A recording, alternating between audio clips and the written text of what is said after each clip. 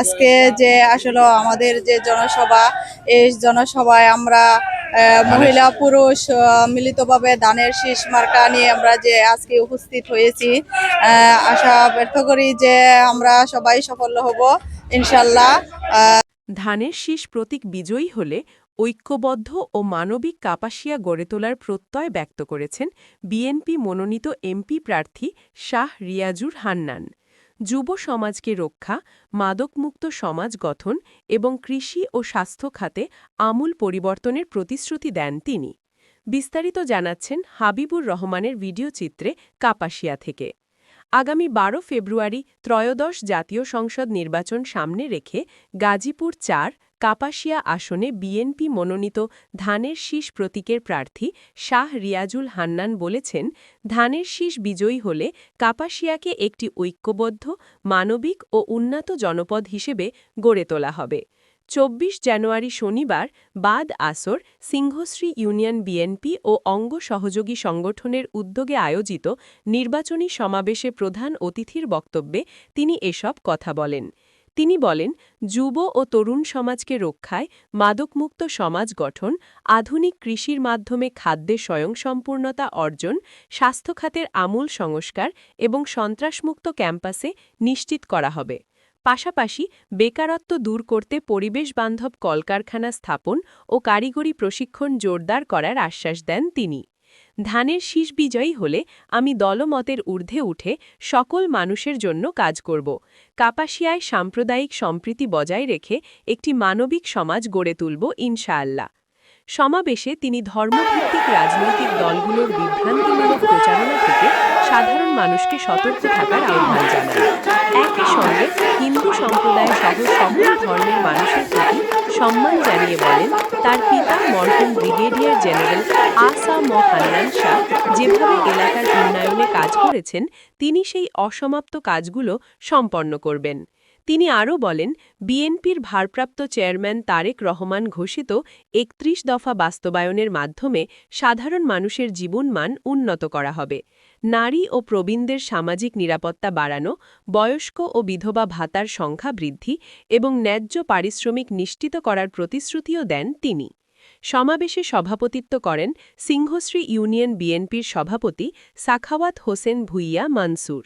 বিশেষ অতিথি হিসেবে বক্তব্য রাখেন ডাকসুর সাবেক সাহিত্য সম্পাদক ড নেয়ামত এলাহি ও গাজীপুর জেলা যুব দলের আহ্বায়ক অ্যাডভোকেট আতাউর রহমান মোল্লা।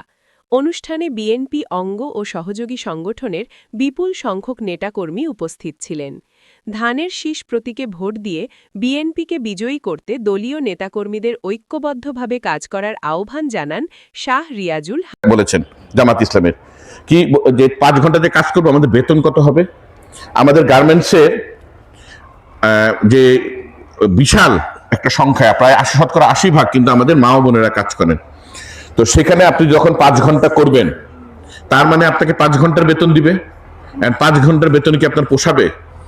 আমরা তর্কের খাতিরে আমরা ধরে নিলাম যে জামাত ইসলামী ক্ষমতায় আসছে, ওনারা ফরমান জারি করলো যে না, ৫ ঘন্টা কাজ করবে আমাদের মা ও বোনেরা, কিন্তু ৮ ঘন্টার বেতন দিতে হবে।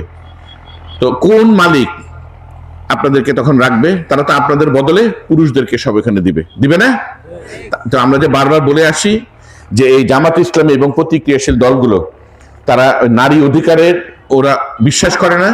আমাদের মা বোনরা যে কাজ করবে, শিক্ষা, আপনার বিশ্ববিদ্যালয়ে যাবে, স্কুলে যাবে, কলেজে যাবে, এগুলো তারা চায় না।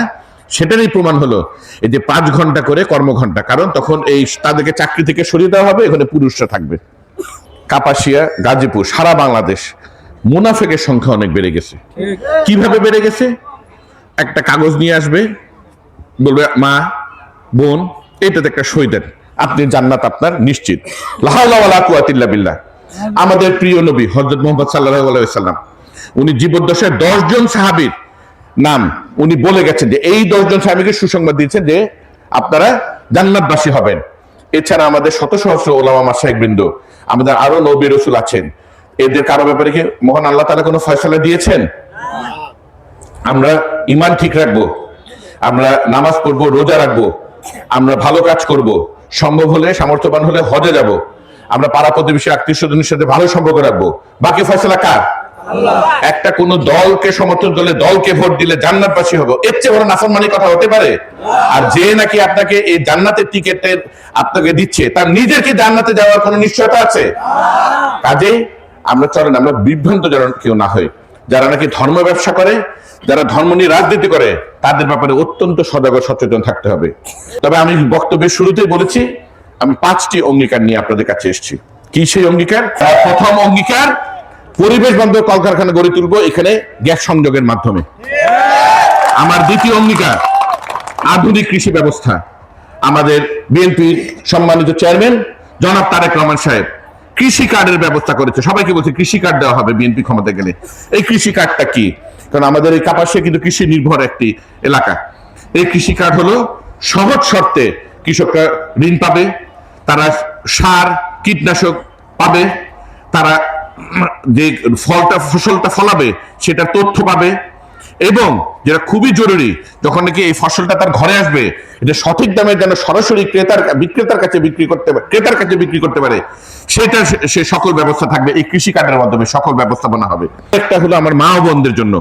ইতিমধ্যে আপনারা জানেন এখানে আছে বিধবা ভাতা আছে, তারপরে আপনার বয়স্ক ভাতা আছে। এইটার ব্যাপ্তি অনেক বাড়ানো হবে। এখন মনে করে দল দেখে দেখে যারা যারা আওয়ামী লীগ করতে হবে তাদেরকে দেওয়া হইতো, এখন সেটা তো থাকবে না, সংখ্যায় অনেক বাড়ানো হবে। সেই সাথে এই মহিলাদের জন্য ফ্যামিলি কার্ড দেওয়া হবে। এইটা কিন্তু পাবে কিন্তু বাড়ির যে মহিলা যিনি আছেন তিনি পাবেন, এটা পুরুষদের দেওয়া হবে না। কারণ ভাই পুরুষরা আবার যারা ওইটা পাইলে আবার ওই টাকা দেখা যাবে ফ্যামিলির জন্য খরচ করবে না, কিন্তু মহিলারা প্রান্তিক পর্যায়ে মহিলা যারা, ওনারা কিন্তু সরাসরি এই টাকাটা ওনারা পাবেন। ওটা করে ধীরে ধীরে ওনারা ওনাদের সংসারকে সামনে ওনারা চলতে পারবেন, এগিয়ে নিতে পারবেন। মাদক কারবারি এবং এই মাদক সেবী কাপাসিয়া থেকে মূলোৎপাটন করা হবে, বলে একমাত্র সম্ভব আপনাদের সমর্থনে, এবং একমাত্র সম্ভব এটা রাজনৈতিক সদিচ্ছা থাকলে। আমাদের চতুর্থ হলো আধুনিক শিক্ষা ব্যবস্থা এবং যথাযথ যুগোপযোগী প্রশিক্ষণ, কারিগরি প্রশিক্ষণের ব্যবস্থা। আমাদের একটি কারিগরি শিক্ষা প্রতিষ্ঠান আছে সরকারি তরগাঁওতে, সেটাকে আধুনিকায়নের মাধ্যমে যুগোপযোগী ব্যবস্থা গ্রহণের মাধ্যমে এমন ভাবে এখানে সনদ দেওয়া হবে, সার্টিফিকেট দেওয়া হবে, যেন যথাযথ প্রশিক্ষণের মাধ্যমে আমাদের এই ভাইয়েরা যারা নাকি বিদেশে যায় তারা তখন ভালো বেতনে কাজ করে আসবে। পঞ্চম এবং সর্বশেষ হলো স্থানীয় কর্মসংস্থান। আমি প্রথমে একটা কথা বলেছি না আপনাদের, যে এখানে পরিবেশ বান্ধব শিল্প কারখানা গড়ে তোলা হবে, সেটারই অঙ্গাঙ্গি ভাবে জড়িত স্থানীয় কর্মসংস্থান। খালি আমি একটা কথা বলি, ঐক্যবদ্ধ কাপাসিয়া, এই কাপাসিয়া সবাই যেমন একসাথে থাকতে চাই, সেটা সবচেয়ে বড় প্রমাণ কিন্তু তাজউদ্দিন সাহেবের এই যে মূর্তিটা এখনো এখানে রয়ে গেছে এবং থাকবে ইনশাআল্লাহ, আপনারা যদি চান। কিন্তু সিদ্ধান্ত যদি ভুল করেন তাহলে কিন্তু এই যে মুক্তিযুদ্ধ বিরোধী যে শক্তি, যারা নাকি এখন দেখতে পাচ্ছি তাদের সাথে আরো অনেকে জোট করেছে, তারা মুক্তিযুদ্ধকে তারা মানে না, তারা বলে মুক্তিযুদ্ধে 24-এর আন্দোলন অনেক বড়। অবশ্যই 24-এর আন্দোলন একটা বিশাল বড় ব্যাপার, বিশাল বড় একটা অভ্যুত্থান, যার মাধ্যমে দেশে পুরোপুরি একটা স্থায়ী পরিবর্তন এসেছে। কিন্তু বাংলাদেশই তো ছিল না 1971-এর আগে। সেই বাংলাদেশকে যদি আমরা না মানি তাহলে কিভাবে হবে? কাজে আসুন মুক্তিযুদ্ধের সকল সপক্ষ শক্তি, সকল দ্বিধাদ্বন্দ্ব ভুলে যদি ভাবে যে না ঘরে বসে থাকলেই হবে, আমি তো ভোট দিতে যাবো না, এমনি হইব না, হবে না। মুক্তিযুদ্ধের বিপক্ষ শক্তিকে পরাস্ত করতে হলে এবার দল মত নির্বিশেষে সবাই আসুন ধানের শীষ মার্কে ভোট দিয়ে আমাদের বাংলাদেশকে আমরা বাঁচাই, বাংলাদেশের সার্বভৌমত্ব রক্ষা করি, দেশের উন্নয়ন, কাপাসিয়ার উন্নয়ন আমরা নিশ্চিত করি।